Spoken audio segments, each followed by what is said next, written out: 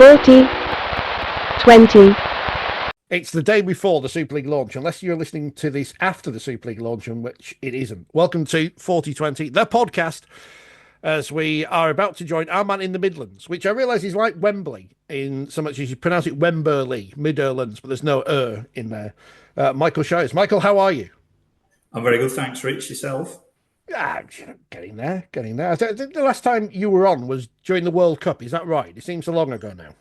It was. I've been to watch the Cook Islands play Tonga at the Riverside Stadium in Middlesbrough. Which does seem like a long time ago now. Has there been any World Cup legacy in the Midlands? There were some kind of, I guess, at Coventry Bears, we used some World Cup rugby balls. We still use World Cup tackle shields. We have World Cup vests. But other than that, not really. I mean, that's more of a legacy than Sheffield's got with the Olympics, because they knocked down a whole stadium there. So, you've got that in your favour. How are things in the Midlands at the moment? I think it's been quite interesting in the Midlands. I think from a professional perspective, the kind of the Bears that used to be very much based in the Midlands has now been replaced by the Hurricanes, who, whilst they play their home fixtures at the Alex, are very much like the Hemel model of a squad being based mainly of northern-based players. They've obviously clearly increased their budget last year and this year, I think will be very competitive. So that's kind of good from the perspective of being competitive. Perhaps maybe less so about being as integrated as the professional teams have been. In the Midlands, I think the return of the Bears at the adult age group has reinvigorated the Midlands. Rugby League Outlaws are back in the Midlands as well after a few seasons in the Yorkshire League. Which I think is good in terms of the junior game, which is where I'm most involved in. Certainly, junior player registration numbers are quite promising. Certainly at Coventry, we've gone from having about 60 juniors to just under 200 in the space of 2 seasons, which is good. Bassett Law, right at the very top of the Midlands, Rich. They're doing really well, and then you've got the kind of long-standing North East Worcestershire Ravens, who started off their life in Redditch and are currently based in Portway, just outside of Solihull. A bit of a mixed bag. I don't think it's quite the halcyon days of the Rugby League conference. When you had teams from Leicester, Northampton, and whatnot, they've gone by the wayside. But I think very much like the sport itself, it continues to exist. That's a positive. There are lots of good opportunities. There are lots of things that could be done better. So I'd probably give it a B using old school money exams. What, using IMG criteria, they get a B? Yeah. We all get the expansion point catchment criteria.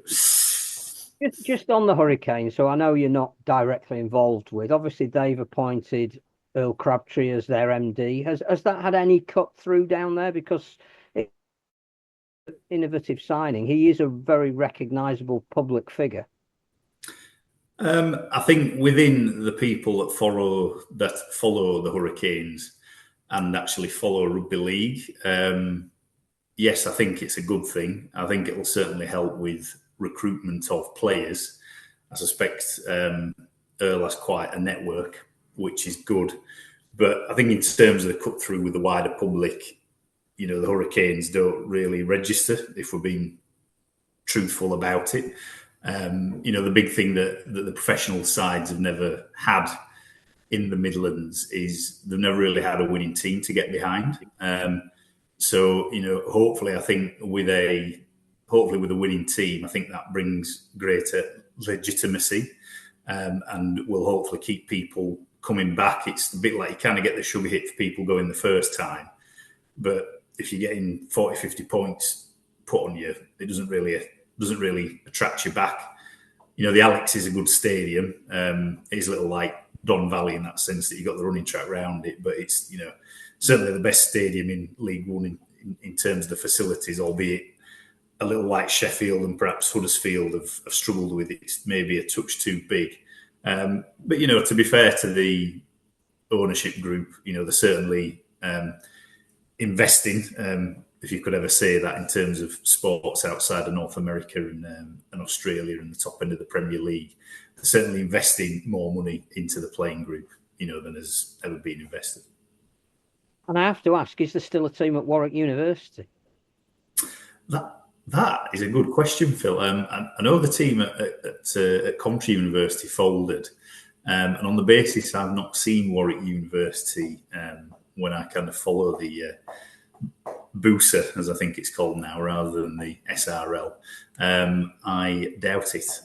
But it's quite interesting. There's a really vibrant tri-tag rugby franchise in Coventry and in Leamington. And I know a lot of the players there. So when I say vibrant, the tri-tag rugby, they run a session. I forget which night it is, but it literally starts at 6. You've got 4 pitches playing, so you've got 8 teams playing every half an hour, right up until kind of 9:30 under the floodlights. So really, really vibrant. They also have a rep team that plays in the regional kind of championship. So that I know gets a lot of students and young professionals playing for it, particularly in Leamington. So that's a positive sign, because that's affiliated obviously to the Rugby League. I don't think a lot of players realise that it is affiliated to the Rugby League, but they certainly enjoy it. It seems to be very successsul. I forgot I've got a Midlands shirt. I just forgot to put it on the back of the set. On there, let's fall off there. I mean, it's interesting that the try-tag rugby, a touch rugby thing, because the NFL, they're quite big. They've got quite a bit more money than the Rugby Football League. Have talked about bringing in professional flag football, which is going to be in the Olympics coming up in Los Angeles in a few years' time. And that's obviously something which they can see the value in, a more recreational side of the sport, but still competitive, as touch rugby is for those who don't want to be tackled, which, I can fully agree with. Yeah, interestingly, the Bears were based out of Earlsdon Rugby Union Club this year, and they actually have a flag football team based there. It's interesting, kind of the different variants now. It's you have almost like too many variants. You got kind of touch, tag, X-League. I think was a thing. It's having had children. I've got 2 sons that play a multitude of sports. It is quite interesting, actually, that the eldest is kind of getting to an age where you kind of start to see drop off in team and contact sports. And I've seen that kind of drop off all the way from kind of starting like micros all the way through. And I must admit, part of me does wonder, it's actually, should the very core of a rugby club actually be non-contact? Should it be touch rugby? Should it be tag rugby like you have in Australia, where you have, literally, I can remember when I worked in Sydney, Australia, I used to play in a corporate league at lunchtime on the domain next to the Botanical Gardens, right in the city centre. And from 10 a.m. in the morning all the way through to kind of 7 o'clock at night, those fields were full of people playing versions of tag and touch rugby league. And I think that's one of the things that we just need more people playing the game for the professional game to grow. And it's a good kind of variant to do that, and it's very inclusive as well. And it's almost like you should really graduate for contact if you want to, rather than, the non-contact variants being seen as a bit of a step down almost. But yeah, just one of my views.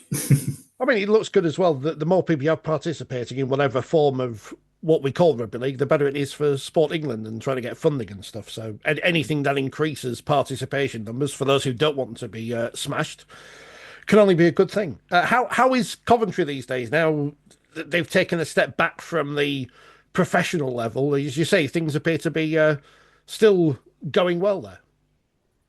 It's been an interesting time, certainly for the founder, Alan Robinson, who founded the Bears back in 1998 as a former university student at Coventry. I think the kind of the decision for him to sell the professional club that he rebranded as the Midlands Hurricanes. I think kind of the cut in the central distribution, which I believe he spoke about with you, possibly Richard, or earlier on a few years back, that kind of really kind of shook, I think, a lot of the League One clubs, and it meant that Alan had to divest his interest. And then the focus for him and the club was then very much being in the community and actually being the best amateur club that it can be. And we went from training at the Excel Leisure Centre, which is in a place called Canley in Coventry, not too far of a drive from Warwick University, you remember, Phil. And we're literally playing on a field there at the back of a sports centre where you had to, it was a 10-minute round trip to kind of run to go to the toilet if you needed it. We started off with 3 age groups. And like I said, we had about 60 registered players or so. And we built that up to where we've now got just under 200 junior players. We have a men's open age, we have a women's team, and we have a fledgling girls section as well. And the really pleasing thing is that we actually have 16 junior coaches now, when we started off with kind of 3 amateur coaches. So we've kind of grown that. We're starting to grow volunteers. I think we're getting a little bit more sophisticated as a club. We ran our first ever junior tour last year up to Cumbria. We stopped in Coniston, and we played a couple of teams from Barrow. We beat one of the teams, lost against one. We've done training days at Leeds Rhinos. We played on the pitch at Headingley at half time of Leeds v Lee a couple of years ago. We've run trips to the Challenge Cup, and we intend to do that. And we've had a lot of success in the community, and we've certainly got a good reputation for offering a really short, sharp 12-week, 14-week junior-centred programme in the better weather with a high quality of coaching that offers great experiences for all abilities, and we get just as much out of getting a player that kind of comes along who's never played rugby and then has rugby confidence to go on and play rugby, as much as we do some of our more able players who I'm sure will have a future in the professional game. So we know what we are, and we focus on a quality experience for players, parents and volunteers, and that seems to be standing us in good stead.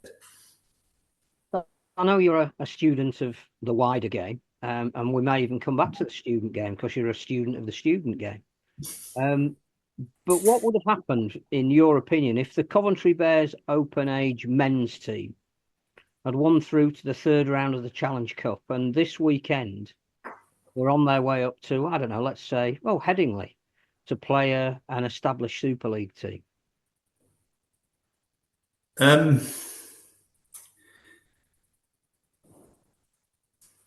That's a relatively short question, Phil, with a rather large answer, and I think it goes back to what is the purpose of the Challenge Cup. And the Challenge Cup, I've actually played in the Challenge Cup. I've actually won a game in the Challenge Cup for Newcastle University. We beat Hunslet Warriors, who were at the time the Yorkshire Cup champions. That was in the year 2000. We used to have a certain player called Andy Raleigh, former Wakefield great, Richard, who used to play for us, and a very memorable day that was too. And the romance of the cup is you have an underdog playing a seemingly unbeatable opposition. And I can assure you that when we heard the draw for that game, a number of the students who knew Rugby League were very nervous about playing Hunslet Warriors, me being one of them. And the cup does throw up those romantic clashes. But fundamentally for me in the modern sporting world, whilst there are those great clashes, and there was one up at Mount Pleasant the other week when Dewsbury Moor played Dewsbury. Dewsbury Moor, one of my former clubs, made an absolute fortune on the day. And they made a fortune when all the speckies went back to the Dewsbury Moor clubhouse and, drank the bar dry. But I really do think we have to think, what is the Challenge Cup for? And for me, I would switch it to be a completely professional competition. I wouldn't even have any amateur clubs in it. Whether you have a competition where an amateur club could play at a Wembley or a Magic Weekend or a grand final or something like that is perhaps a different conversation. But really, for me, if you want an actual payday for clubs, which is why I understand the Super League teams were brought back in, you have to play group stages like the old format of the Champions League did.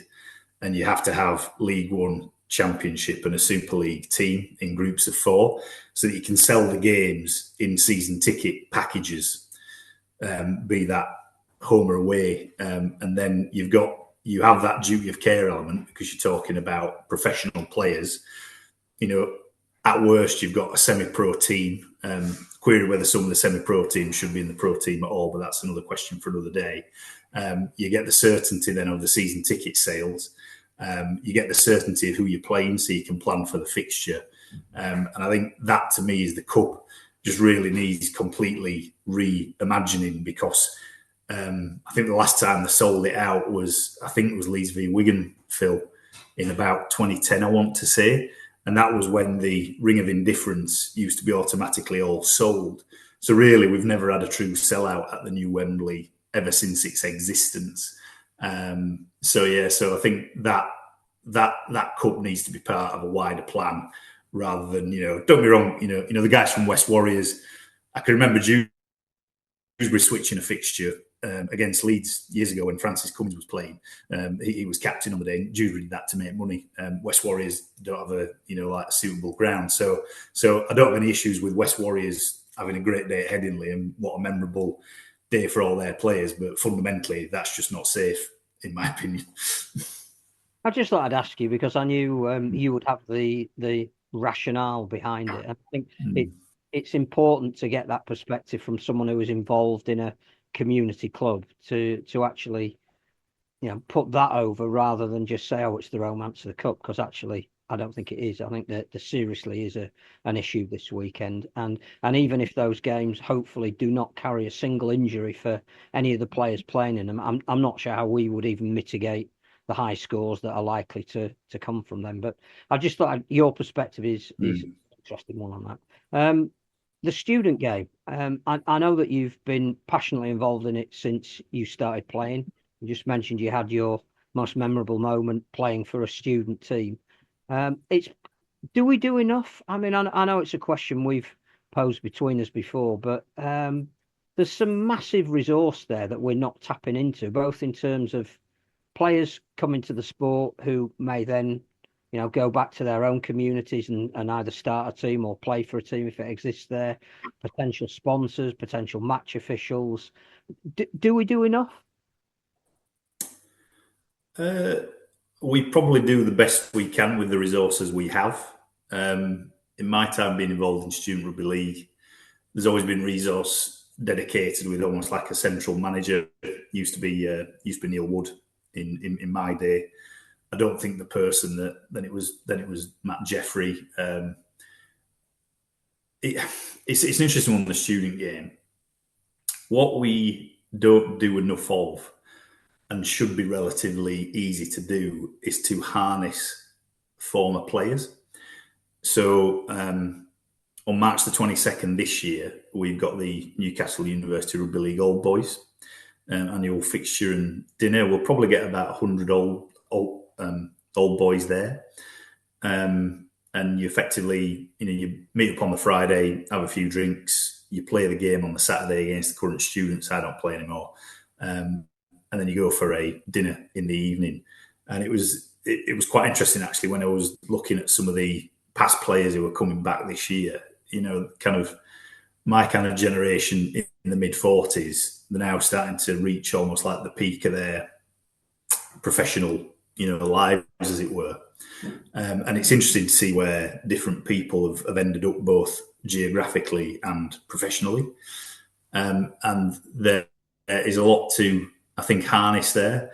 It is very much kind of ad hoc. I know kind of Abe Kerr, who you'll know, and Neil Wood, they do kind of a get together at the grand final that I've attended the last few years. There was an event at Leeds Rhinos and London Broncos, probably the two kind of leading alumni Leeds University Rugby League Old Boys. They usually get 150, 160 people to their dinners at Headingley. They've had a Up North appearance, etc. Oxford University, I know through their alumni, they actually made a substantial financial contribution to the university union that allowed them to build an all-weather facility. And in return, I think they got like 30 years of free use of that facility. So, could those former players, hopefully bring in more sponsorship, corporate hospitality tickets? Yes, they probably could. Quite how you harness that, I think the sport probably has greater priorities for its resources than that, and a lot of it has to be led by the by the alumni associations of the university players. But it's a real untapped resource, and it's quite interesting, really. But if you think about when Student Rugby League started, I think it was Plymouth Polytechnic, if you read Dave Hadfield's book, followed by Leeds University and Liverpool University in the 60s. That you kind of come into almost the end of the first generation of people that have played Student Rugby League. And therefore, the vast majority of people that play Student Rugby League are in their kind of, young to middle age. There's still lots of benefits that can be reaped from that. Certainly, governance roles within the sport, you'd imagine that there'd be a lot of place for non-executive directors. It's something that needs to be done more with. Quite how we do that on a more coordinated basis with the lack of resource the sport had, I'm not sure. The great thing is, of course, because of the demographic audience of this program, we don't need to explain what Polytechnic is, because there's no one under the age of 40 listeners. We've got one young listener. So Abigail, they're what university? Second division universities. Before we run out of time, I went to Barnsley College, I can say that. University of Leeds. Before we run out of time, you're off to Vegas. Phil's not off. You're not off to Vegas, are you, Phil? No, I'm not off to Vegas. But you're off to Vegas. Are you looking forward to it? Stupid question. Yeah, I am. It's a place I always wanted to go to, but it was kind of trying to find the right reason to go. So some of my friends from Australia are attending. Some of my friends from the UK, one of which I used to play at Newcastle University, is attending. So I thought, why not? Let's go out. There's a British game there, Wigan and Warrington. That'll probably be the best atmosphere, because the British game is the better atmosphere. It'd be really fascinating to see how it's presented when you actually have budget. It's almost like a magic weekend on steroids, where the governing body actually has the budget to put on a show. See how it's done, but I'm sure it'll be a fantastic event. We get to see two NRL games, England versus Australia as well. As you say, it's Magic Weekend, but with a slightly higher. But we haven't got Keith Chegwin. I mean, Keith Chegwin can't do it anymore, sadly. But we're not going to have Keith Chegwin, the American equivalent of Keith Chegwin, running around the pitch being a Burker.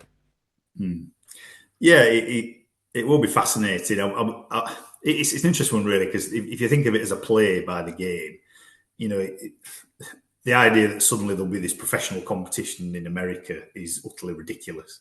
I spend a lot of time in America with work, and I think sports can waste a lot of money there.